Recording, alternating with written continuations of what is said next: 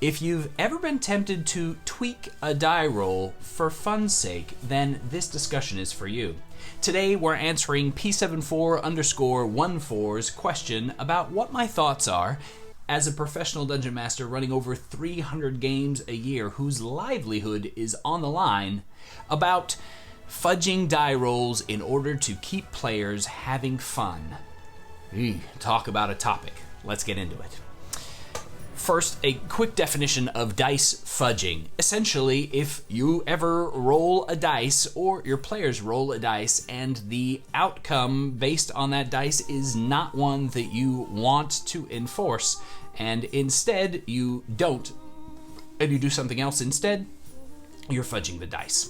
Now, there is a little bit of contrast here when it comes to how some of these dice rolls are involved, but basically the thought is if you roll a 12 and you wanted to roll a 14, and so you make yourself have had rolled a 14, then you are fudging the dice. This is often pretty significantly, and by a lot of pretty important sources, people that have a lot of respect in the community, called cheating.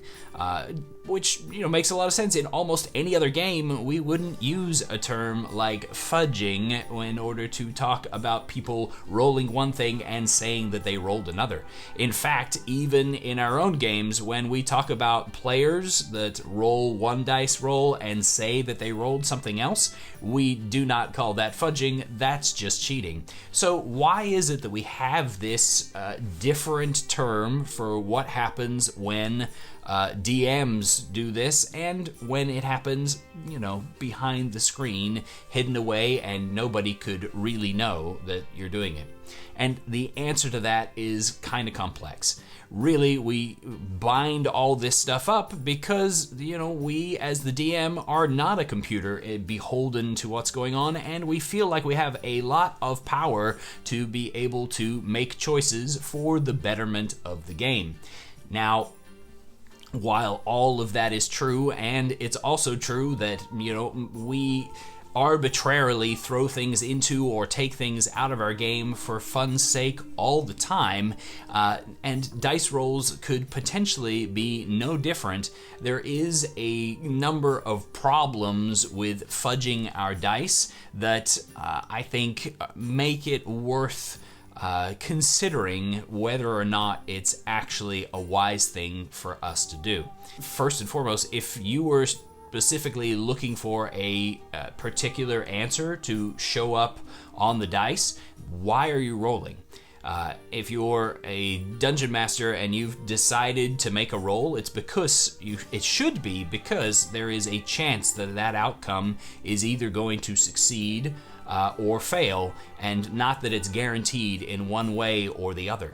If, however, for the story you need it to be one way or the other, then that decision should be something that you're doing up front, and the die roll should be completely immaterial.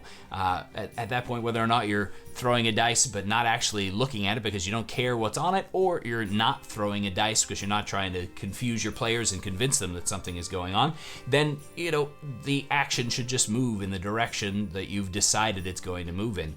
However, that also leads into another problem, which is that as predictors of fun, humans suck. Generally speaking, we have a pretty good idea of what we have enjoyed in the past, and we have a pretty good idea of what kinds of things we kind of enjoy. But as anybody who's ever gone to a movie in their favorite franchise and then walked away sad and frustrated that it wasn't any good is concerned, it should be able to relate to, we can't always tell before something happens whether or not something's going to be fun. The people who wrote that story thought that it would be fun for the people who were watching that movie, right? They spent countless hours poring over it, revising it, editing it, and doing everything they could to make as fun a movie as possible, and then we hated it. Okay, so if they, spending all that time with all this expertise, all this training, can't make every movie a blockbuster, then why should we expect that our dungeon master, on a moment's notice and often on a whim, can predict the fun that's going to happen at the table when we decide whether or not something succeeds or fails? The frank truth is, we really can't. And so sometimes it can be really hard to let go of our precious idea of what is going to happen next, and to just acknowledge that no matter what happens next, it might or might not be fun. And that's okay. D&D as a game, there's been plenty of sessions that I've walked away from afterwards being like, today was just okay at D&D. And then there's been plenty of other sessions that I've walked away from ecstatic, excited, and eager to get back to the table, wishing that I didn't have to go home or didn't have to hang up the Discord call. So you're going to have some that don't land quite as well as others, and don't stress about it so much that you decide that you have to have that perfect outcome each and every time in order for people to want to play at your table next week. Most of the time, it's not going to be that bad. I'm curious, honestly, about whether or not die fudging, whatever, has ever improved somebody's game, or whether or not people have stories about it being absolutely awful. So if you've had a positive or negative experience with die fudging, then leave a message in the comments, because I'd really love to talk about it and get a feel for your experiences. We'll talk about the real costs of dice fudging in a little bit, but for now, let's talk about some of the alternatives. Instead of changing how the dice work in our games of Dungeons and Dragons, we have a lot of other dials as DMs to be able to twist and turn to keep things fun and exciting, instead of changing what comes out on our D20. For one, we can adjust monster hit points, which admittedly sometimes is pretty similar to fudging dice rolls on a success or fail of a saving throw, or so on and so forth. Changing hit points can feel a lot like fudging, and honestly, I only ever really consider it as a good option when it's pretty tiny increments to, say, reward a player when they're knocking a creature down to 2 hit points and it's just going to bleed tension out afterwards, to maintain pace or to wrap up, though I'm just as prone to offering wrap up by saying you slash in and you're hacking your way through, these monsters begin to flee. Do you chase them down? Yes, you chase them down and slaughter them on the run. No need for mechanics to wrap up those sorts of situations. You can adjust things by failing forward. Just because a dice roll didn't work out the way you wanted it to, doesn't mean that the situation has to be a static pass-fail. You can add additional complications or take some away. You can move that kill into another situation that comes out further from it, as you offer quests in order to be revived, or scenes in the underworld. You can find ways to move forward with your game despite the failure at the table that the dice has handed you. If you're running blank in a moment like that, sometimes it's a great time to call for a quick break and sit down for 5 minutes and think about what kind of opportunities there are for you to take this thing that's gone wrong and to continue your game in an exciting and enjoyable fashion. Feel free to take what happens, riff off of that, and improvise a future opportunity that is going to be an improvement for your game. Failing forward is probably by far the number one means of accepting what's on the dice and still being excited about what happens next.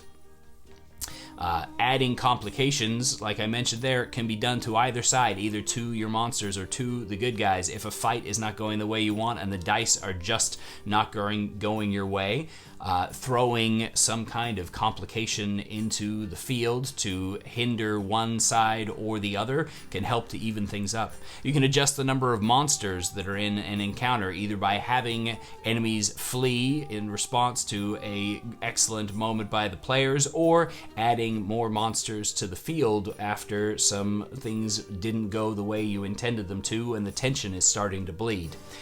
You can use lots of those kinds of things to adjust how things are going forward in combat situations regarding the fudging of die.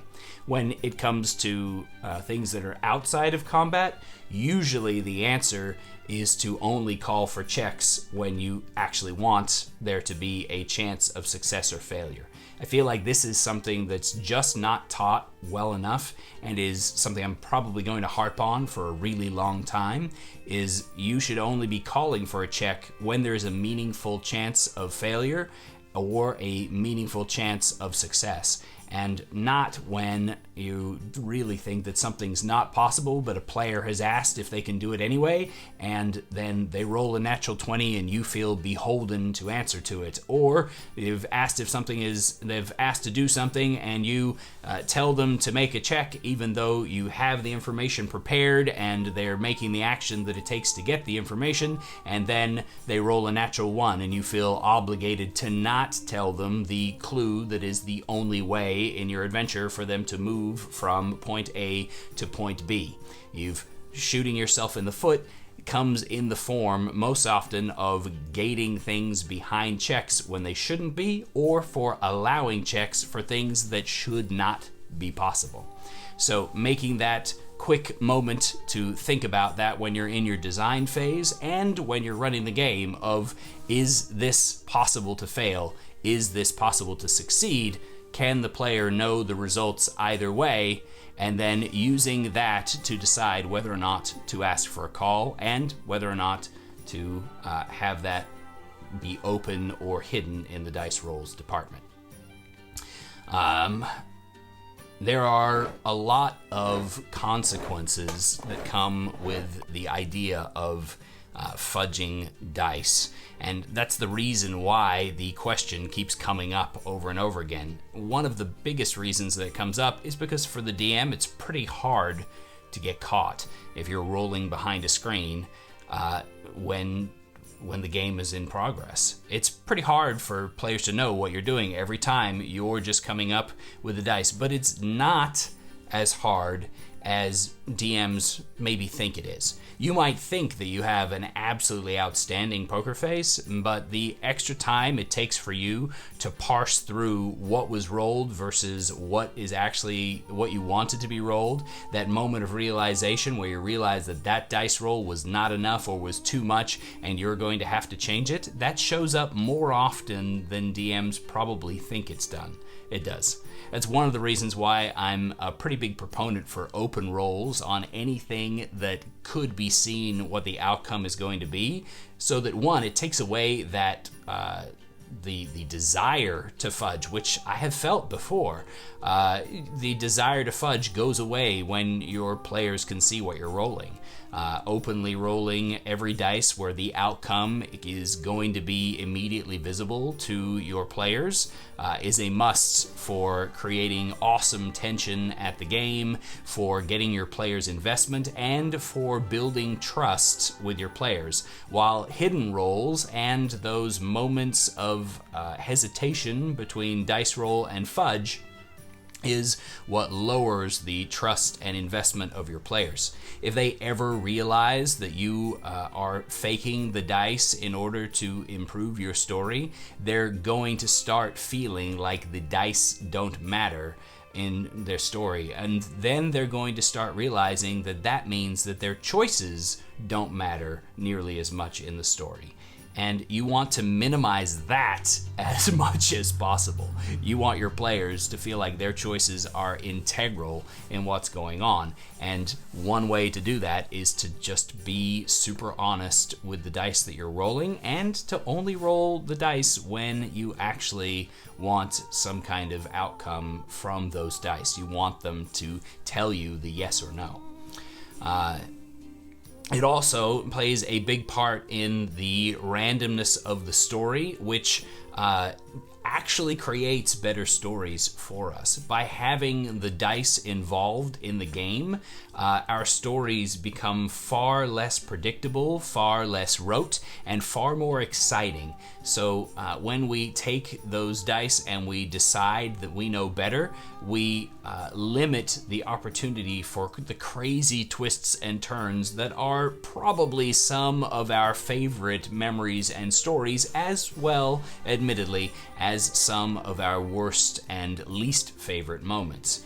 You can't really have one without the other, unfortunately. So it's important that we keep that randomness in the game so that the story can ebb and flow, can shift and change, and can be exciting. The value of transparency, of player agency, and of trust between DMs and players is really hard to overemphasize. It's so important that we are trusted at the table, and when we are, then we can get away with a lot by being able to say to players that this happens or that happens, and not make a dice roll, and have our players trust that that means that there is no chance of success or there is no chance of failure, and not feel so much of that sting of disappointment that they might otherwise be overcome with. So I personally, to answer P7414's question, my take as a pro DM who literally I rely on my players coming back to my table week after week in order to pay my bills. I don't fudge dice rolls. I roll openly everything that I can reasonably roll openly without detracting from the game, and those rolls that happen behind the screen, if I'm making a check and there's something there to be found, not found, to happen or not happen, I abide by the dice and let them tell the story and deal with the consequences. And I would like to think, given that I've had a relatively low amount of turnover in my players, that that answer is a good answer to the question of fudging dice rolls. Thanks so much for watching. Feel free to like and subscribe and share this video with other players or DMs who might be questioning whether or not they should be fudging their dice, and consider supporting the channel so that you can have a say in what we talk about next. Thanks for watching. Happy adventuring.